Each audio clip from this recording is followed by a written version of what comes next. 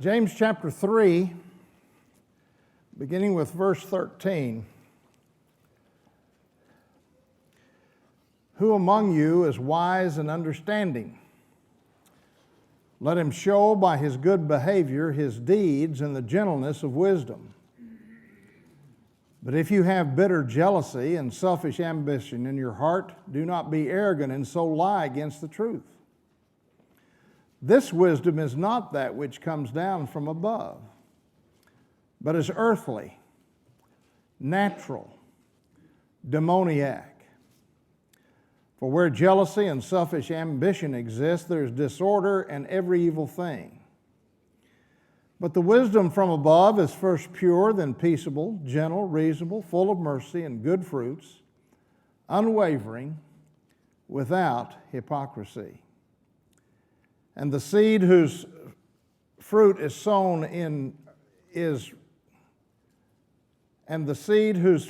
righteousness is sown in peace by those who make peace.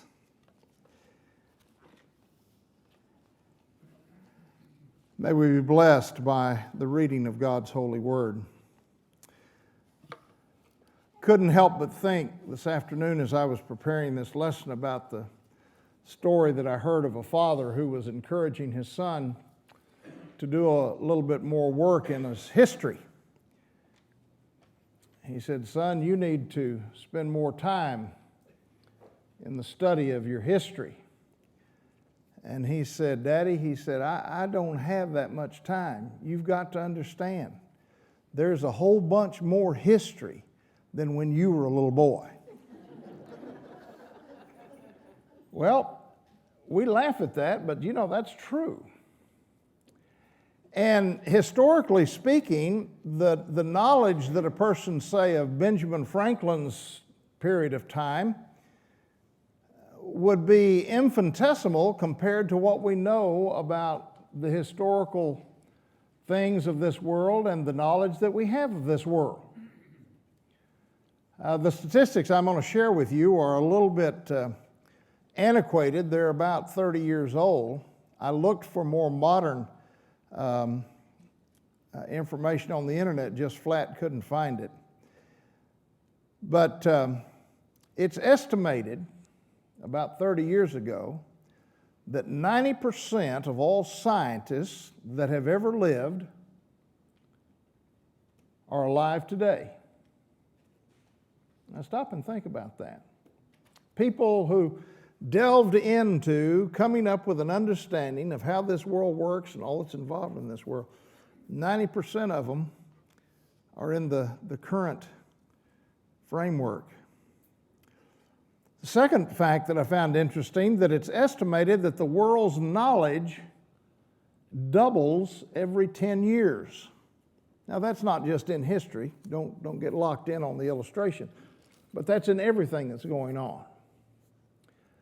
I remember visiting with a computer guy that was pretty high up in his computer company and programming and all this sort of stuff. And I said, "Man," I just don't understand how you do it. And he says, "Let me explain it to you this way. There is no way in the computer world to know it all." He said, "You just don't know it all. You know what you can figure out, and then when you run into a problem, you go find someone who knows something that you don't." I thought that was pretty interesting. That kind of opened up the doors, kind of opened up the horizon to how much knowledge is expanding in our world. If it doubles every 10 years, that's a phenomenal rate. On one hand, that's exciting. I just marvel. When my dad had open heart surgery 40 years ago, in round figures, they were just on the cutting edge. I hadn't been doing it too often, too long. The team of surgeons that he had for his surgery was 6 of the smartest guys that Dr. Wilson could assemble. And they took 13 hours. And when he came out, we were so thrilled and excited. It wasn't but about 8 or 9 years later that I was with another gentleman who was having much the same surgery that my father had had. And I had told Sue when I left the house that morning, "I'll see you sometime tonight." And she knew what I meant. And lo and behold, they got started about 7 o'clock in the morning, and about 1 o'clock they came out and said, "Man, he's just doing great." I said, "Wait a second, that's only 6 hours. This is unfair." They'd advanced so far. Some of y'all have had open heart procedures now that have lasted less than 45 minutes to an hour. Why? Because that knowledge has just been... And most of us in here can remember when there wasn't such a thing as a home computer, much less a laptop, much less a cell phone that had computing capabilities. And yet we can just do phenomenal things with it. But the result is men have become very arrogant in their thinking that they're really wise. And we're going to talk about that here in just a few moments, the confusion between knowledge and wisdom. Men no longer think they need God. They serve the created rather than the Creator. Paul writes about this in Romans chapter 1, verse 21 through 23. "For even though they knew God, they did not honor Him as God or give Him thanks, but they became futile in their speculations, and their foolish heart was darkened. Professing to be wise, they became fools. Exchanged the glory of the incorruptible God for an image in the form of corruptible man and of birds and four-footed animals and crawling creatures."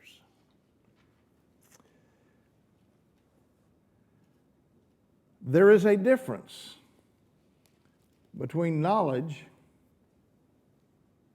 and wisdom.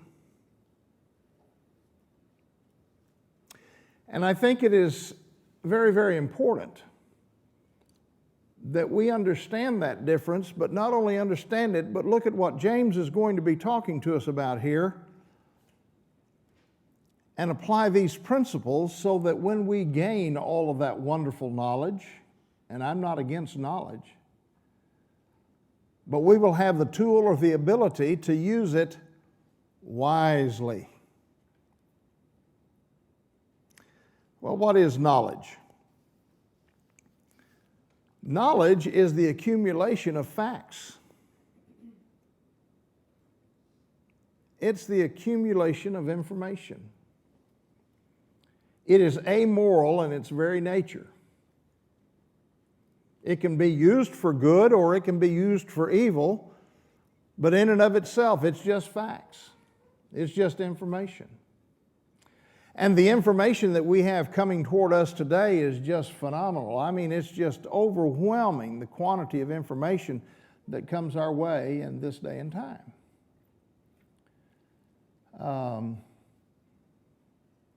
I don't know how many of y'all last night were interested in the results of some of the political races, et cetera, but I know at a very early point after 7 o'clock, I pulled out my cell phone, and I already knew things that usually took months for us to learn about what was going on in all of the process. Knowledge is the accumulation of facts. Wisdom is the ability to use those facts responsibly. And oh my, there is a tremendous difference, a great difference in having the information and being able to use that information in a wise manner. Let me illustrate it this way. And I have known of situations in which sons and daughters who were extremely bright, by the time they were sophomores in high school, had outstripped the knowledge base of mom and dad. I went to school with a fellow that was like that. His dad was, in his words, just an old dirt farmer.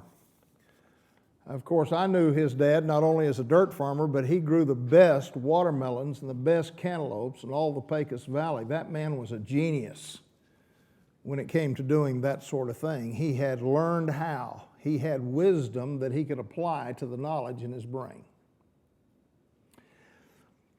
And this son began to get a little bit rebellious, smart aleck in the way in which he treated his folks.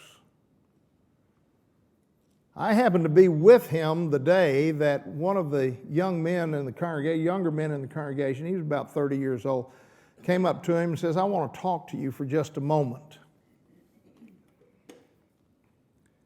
And he says, "You may be the smartest guy on the face of the earth, but I want to tell you, I don't think the way you're treating your mother and father is right. Because you may be much smarter than them, but they are much wiser than you. They've learned a whole lot more about how to apply their knowledge than what you have." I thought, boy, this is going to be interesting. We're going to see some sparks here. You know, to the young man's credit, he not only needed to hear it, but he heard it. And in hearing it, it kind of changed the perspective. The problem we have in our society today, I'm afraid, is that our knowledge has surpassed the level of wisdom that you and I think is necessary to apply all of that. So we may have all the information, the technology, weaponry, but how many of these things are really being used constructively and wisely? Well, you get back to the text that we read just a few moments ago, and you find that James begins to talk about the importance of this wisdom in the process of your living of life. Now, he's already approached this subject back when we were in James chapter 1. Remember, he said, if you lack wisdom, what do? You ask God. You don't just ask God, but you ask Him without doubting in your heart. You ask Him with single-mindedness of purpose. And God will bless you with that wisdom. When we get over to chapter 3, he's going to say that wisdom has to be demonstrated in your life. It's something that you exercise in your life. The word wise that James uses here is the word which is translated from the Greek sophos. I think I pronounced that fairly close. Sophos is not academic knowledge. It's rather someone who has moral insight and has the ability and the skill to use it in everyday life. You can have all of the knowledge in the world. You can be the smartest person in the world, but if you don't have wisdom, which in one sense of the word could be translated common sense, the ability to use what you know in constructive and powerful ways,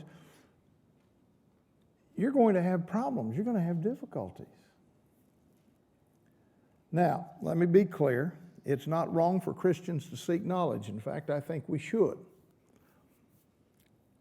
Especially as we find this world becoming more diverse and we find this world having people that know more and more things. The more that we know, the more we're going to be able to apply Christian principles and helping people to become what Jesus wants us to be. But the problem that James talks about here, as he asks the question, who among you is wise and understanding, and answers it by saying, let him show by his good behavior and the gentleness of wisdom that you have the wisdom and the understanding that you ought to have. Because if you don't, what does it do? It brings about a situation that is bitter jealousy and selfish ambition. Oh my, have I seen this over the years. Probably I've been one that's been guilty a time or two. Parading what we know, parading to the point where we hurt brethren with our knowledge. You know, it's not just that you have the knowledge and probably have the ability to say it, but I have learned in my life more often than not, it's more important about how you say what you know than what you say. And I've been on both ends of that stick of saying it wrongly or being humiliated by someone saying it to me. James is talking about the principle here of, you know, this is not the right type of wisdom. This wisdom doesn't come down from above. This wisdom is earthly wisdom, natural wisdom, demoniac wisdom. Verse 15. Anytime that we do anything that creates a harmful situation for our brothers and sisters in Christ, we are not on the right page. It is one thing to know the law of Christ, but it is something else to practice the love of Christ in the exercise of the law of Christ. Did you hear that? Both are imperative. Listen to Paul as he writes to the church at Corinth, 1 Corinthians chapter 8, verse 1. Now concerning things sacrificed to idols, we know that we all have knowledge. Here's this little phrase, though, that has been one of those catchphrases for me. Knowledge makes arrogant, but love edifies. The smartest man probably in New Testament times, other than the Lord Jesus Christ, to walk upon the face of the earth was the Apostle Paul. He was an educated man. He knew a lot. He could speak classical Greek and Koine Greek and Aramaic. He had talents and abilities to do all sorts of things, but you never see Paul using it unwisely. And that's the point that I think Brother James is trying to get us to see. All of this has to do with spiritual insight. I've known people that were just so sharp in the Bible, it was just astounding. I just marveled at how great their knowledge was. But it always bothered me with some of them that they didn't know how to exercise it. And consequently, you got into some difficult situations where the jealousy and selfish ambition exists, verse 16. It brings about disorder and every evil thing. So what's most important? Well, it's important that we have knowledge. I'm not going to discount that. But it's important that we develop the wisdom that James is talking about and ask God for it, as he's already told us in chapter 1 to do, and make sure that the wisdom that we're using applies the principles that we have given to us here in the text. The nature of true wisdom. Verse 17. 8 words or phrases of significance. But the wisdom from above is first pure, then peaceable, gentle, reasonable, full of mercy, full of good fruits, unwavering, without hypocrisy. What James is describing for us here is the real McCoy, the real spiritual entity. Because he takes the knowledge, whether it be great or whether it be small, and he uses it constructively. Well, we don't have time to look at each one of these words individually, but I'd challenge you to spend a little time thinking about each one of these words. Maybe spend a little dictionary time with them. We know what purity is. Purity is a heart that comes forth with the right motives. It's a motivational word. We know what peaceable is. You know, I've known folks in my life that at the drop of the hat, they were ready to have a fight. And I just wonder how far you get along in life with that sort of a perspective. And then I've known people who were in the midst of some fights, and all they could do, all that they would try to accomplish is peace. Making things peaceable. Gentleness. Some translations may use the word meekness there, but gentleness. Gentle in disposition. Easy to be entreated. Have you ever had someone that you had a disagreement with? And usually there's two types of personalities that go with the situation. One is, I'm right, and I'm going to hold my position, and I'm not going to turn my thinking to the right or the left, my ear to the right or the left. And then there's that fellow says, well, why don't we come down and talk about this a little bit? Let me try to explain to you where I'm coming from. You try to explain to me. See if we can't find where the common ground, the truth, the direction is. Easy to be entreated, full of mercy. I admit I have to work on this one an awful lot. I'm a very hawkish mentality person. But I've already read what James says about mercy.